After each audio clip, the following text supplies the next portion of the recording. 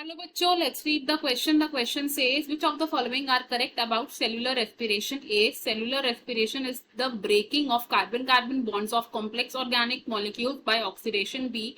Entire cellular respiration takes place in mitochondria. C. Fermentation takes place in the anaerobic conditions in the germinating seeds. D. Fate of pyruvate formed during glycolysis depends on the type of organism also. E. Water is formed during respiration as a result of oxygen accepting the electrons and getting reduced. Choose the correct answer from the option given below. इस question में हमारे पास 5 statements हैं, हमें बताना है कि इनमें से कौन से स्टेटमेंट्स करेक्ट हैं। इस क्वेश्चन में हमारा की कॉन्सेप्ट होगा सेल्यूलर रेस्पिरेशन। की concept is cellular respiration. Cellular respiration एक ऐसी बायोकेमिकल मैकेनिज्म है जिसमें कॉम्प्लेक्स फूड का ब्रेकडाउन किया जाता है within the cell to release energy. It is the mechanism of breakdown of complex food within a cell to release energy, and ये release energy stored होती है in the bonds of ATP. Overall equation of cellular respiration की हम बात करें तो it is C6H12O6 that is glucose. It combines with 6 molecules of oxygen to give out 6 molecules of carbon dioxide, 6 molecules of water and ATP. Cellular respiration के दौरान carbon carbon bonds को break किया जाता है through oxidation. It involves breaking of carbon-carbon bonds of complex compounds. In bonds को break किया जाता है through oxidation. These bonds are broken through oxidation of the compounds to release energy. जिन compounds की ऑक्सीडेशन की जाती है ड्यूरिंग सेल्यूलर रेस्पिरेशन उन्हें कहा जाता है respiratory substrates.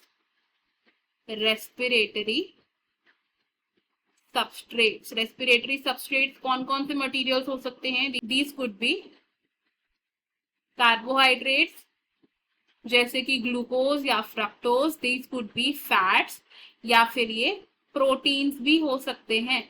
Now cellular respiration की लोकेशन क्या है या साइट क्या है? तो cellular respiration occurs in cytoplasm and mitochondria.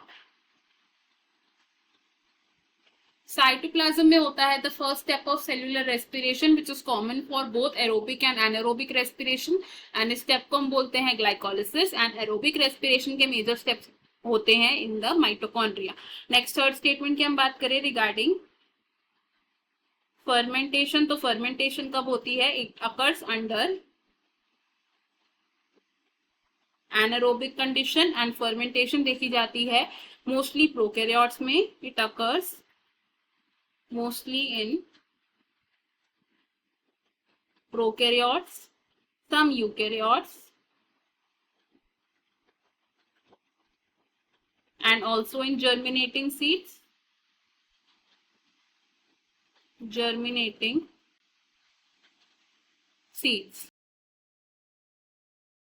Next statement की हम बात करें रिगार्डिंग ग्लाइकोलिसिस, तो glycolysis at the first step of cellular respiration. Glycolysis की प्रोसेस में ग्लूकोज का ब्रेकडाउन होता है into 2 molecules of pyruvic acid. अब इस पायरुविक एसिड का जो फेट है ये डिपेंड करता है अवेलेबिलिटी ऑफ ऑक्सीजन पर,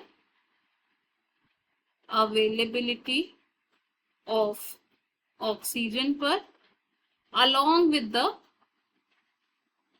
type of organism. Usually in the absence of oxygen, pyruvic acid undergoes fermentation, and in the presence of oxygen, pyruvic acid proceed करता है with the aerobic respiration. Next statement की अगर बात करें तो aerobic respiration का final step क्या होता है? It is ETS, that is electron transport system. इस प्रोसेस के दौरान क्या होता है? ऑक्सीडेशन की जाती है NaDH plus H plus and FADH2 की, एंड जो इलेक्ट्रॉन्स है इन्हें पास किया जाता है through a series of electron carriers. During the process of ETC terminal acceptor होता है ऑक्सीजन. ये ऑक्सीजन क्या करता है, इलेक्ट्रॉन को एक्सेप्ट करता है and leads to the formation of water molecules.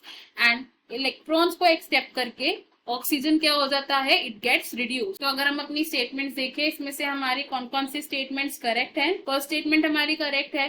Second statement हमारी इनकरेक्ट है बिकॉज सेल्यूलर रेस्पिरेशन की एंटायर प्रोसेस माइटोकॉन्ड्रिया में नहीं होती है, glycolysis occurs in cytoplasm. Third statement हमारी करेक्ट है. फोर्थ स्टेटमेंट भी हमारी करेक्ट है एंड फिफ्थ स्टेटमेंट भी हमारी करेक्ट है. तो हमारा जो करेक्ट आंसर है that will be option A. बाकी के ऑप्शंस है incorrect. I hope you have understood it well. Best of luck. Thank you.